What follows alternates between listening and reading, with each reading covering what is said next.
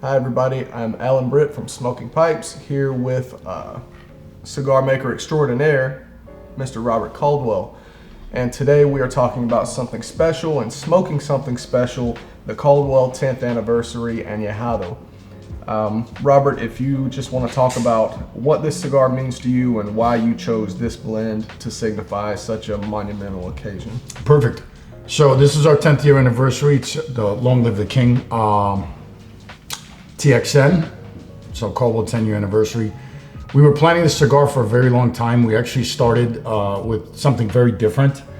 And then we decided that rather than having something that I think showcased what we did best, which is kind of a mild to medium cigar, we wanted to do something showing our pathway over the last 10 years, how we've explored different tobaccos as well as different flavor profiles. So our last couple of years, we've started to produce cigars that are far different from those that we produced our first few years. So the wrapper on this is a San Andres, Colorado.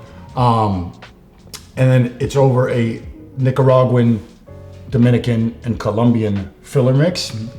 And the wrapper has a very good amount of age on it. So we've always used very aged tobaccos, but we have about 3.5 years at the time of production age on these wrappers. And then we age the cigar for about a year after that. And then you'll notice Colombian tobacco is a little bit exotic, so that's not something that's used that often, and when so, it's normally found in binder. The reason that we chose the Colombian is because my prior two business partners were both Colombian, and they were always kind of mentioning that there was tobacco grown in Colombia. So we want to incorporate that into our 10th anniversary. Nice. So these cigars, they're medium plus, leaning to full for me. They have the balance and kind of a refined nature that I think that all of our cigars have. And I think it gives you just a very interesting flavor experience that really encapsulates everything that we've done the last 10 years. I think you nailed it with balanced and refined.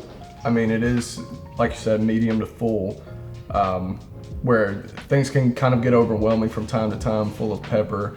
This is soft, it's not overbearing at all. Super flavorful. I'm glad you like it. I'm assuming you were saying that you liked it. Yeah. For those of you who don't know, do you like it? I love it. Okay, thank you. Yeah. So I am on the more mild end of the spectrum usually, with like Eastern Standard being my go-to. And I think fans of the brand, especially like myself, who've been longtime fans, have kind of appreciated that transition, and I think if they've loved the portfolio so far, they will enjoy this cigar as well. So not only is the cigar amazing, but this packaging is absolutely beautiful. Lacquer box with the coffin presentation. If you want to touch a little bit on that. Sure. So we made a very small production. Yep. We only did just over 100 boxes, all 10 count, coming in the little coffins. They're 52 by 5 3/4, so it's effectively a Toro size, a little bit taken off the tip. And who produced these? We produce these at Tabacalera William Ventura. Gotcha. We've been producing cigars there obviously our whole time. That being said, I do have to admit that my boy Henderson, helped me out a little bit with the blending. What a nice guy. Yeah, well, when we started working with Tabacalera William Ventura, the cigars that they made were very, very light, classic Dominican style.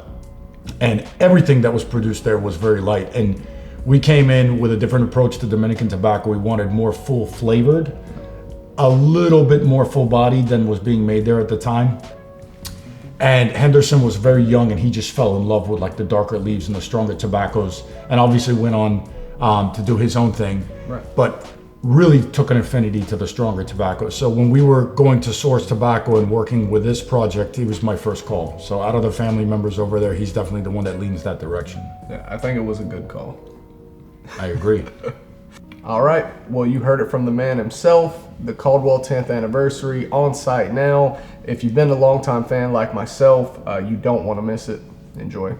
We're live in 3, 2, 1. Cut. I'm just kidding, go ahead. That was great.